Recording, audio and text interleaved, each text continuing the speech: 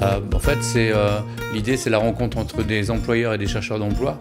Donc ici sur le territoire, il faut vraiment essayer de créer des façons innovantes, de permettre à des chercheurs d'emploi de pouvoir rencontrer des employeurs.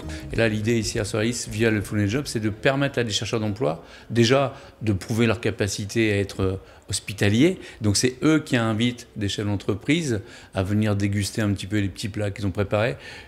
Ici, c'est plutôt sous la forme, on va dire, d'un apéritif dînatoire, un petit cocktail dînatoire. Et donc les employeurs sont invités, il n'y a pas de chaise, voilà, c'est juste des manches debout, on déguste des choses et en même temps on parle emploi. La volonté, c'est de montrer d'abord aux bénéficiaires du RSA que de leur donner un marchepied pour retrouver un travail, leur rendre confiance et que le département n'est pas simplement une distribution d'allocations, mais surtout de les aider à trouver un autre chemin.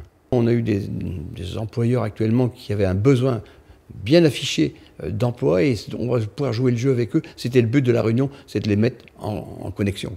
Donc ça permet à des chefs d'entreprise ici qui sont en recherche de main-d'œuvre. Il y a des gros employeurs ici. Il n'y a pas que la grande distribution, mais la grande distribution recrute aussi.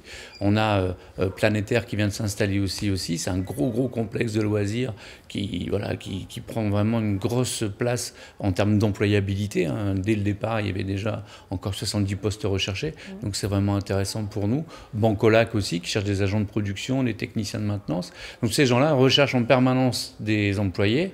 Et le fait de venir rencontrer des gens qui sont eux-mêmes à la recherche d'un emploi, qui ont prouvé vraiment qu'ils avaient envie de bosser, qui les invitent, qui leur permet de découvrir et de goûter des petits plats. Là, cette année, le thème, c'était sous 3 pays différents. Donc on les accueille avec un petit air d'Italie, un petit air d'Espagne et la France, évidemment.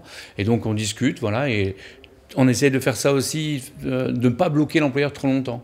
Donc on le fait sous des créneaux de 30 minutes. L'employeur, il a invité, et s'il veut, il reste que 30 minutes. Et comme ça permet de faire venir encore plus d'employeurs. Ça, ils ne se sentent pas bloqués pendant 2 heures, et ça, c'est vraiment important pour eux. On connaît aussi leur emploi du temps, quoi. Et donc, même pour les chercheurs d'emploi, c'est intéressant, parce que toutes les 30 minutes, ils ont des employeurs différents. Et le format est très intéressant. On voit qu'il y a une grosse motivation de la part de la ville et du département.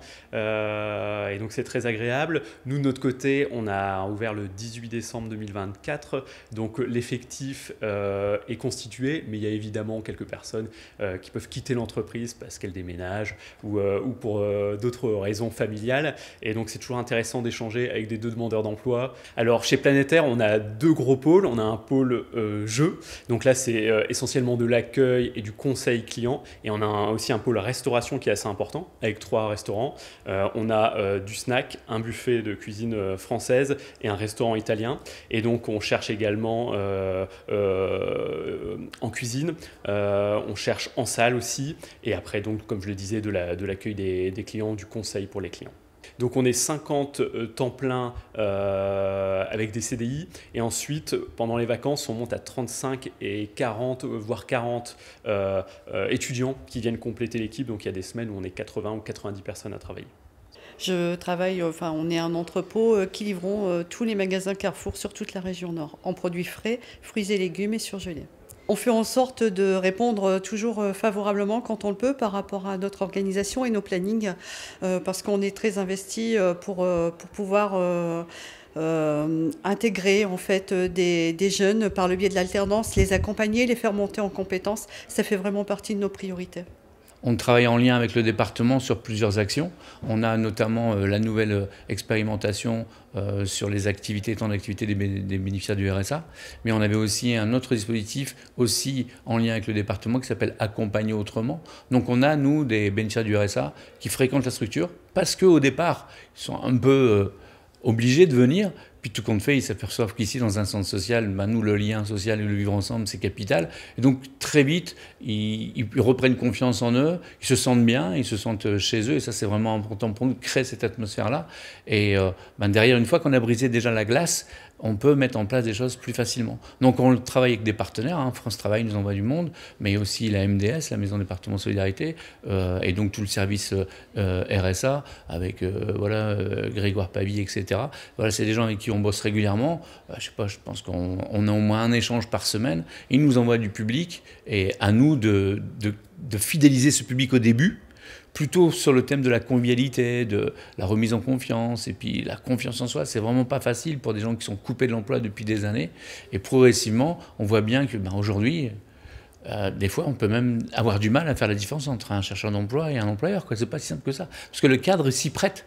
On n'est pas dans un bureau, c'est pas formel, on demande à personne de venir avec sa cravate. Ça se passe bien, quoi. C'est plutôt cool. Et ça, c'est vraiment important.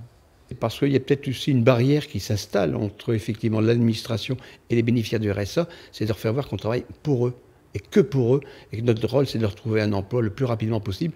Et c'est pour ça qu'aujourd'hui on a fait appel aux partenaires qui ont bien répondu présent pour dire vous avez des opportunités, ils ont des besoins, à vous de choisir votre voie et de trouver un chemin différent du RSA. Nous on travaille avec un public qui est privé et pas seulement d'emploi.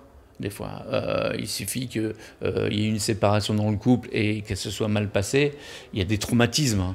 Il y a des traumatismes des fois simplement aussi par rapport au logement. Ici, sur la Lys, on était une commune qui était touchée quand même presque 3 fois par les inondations.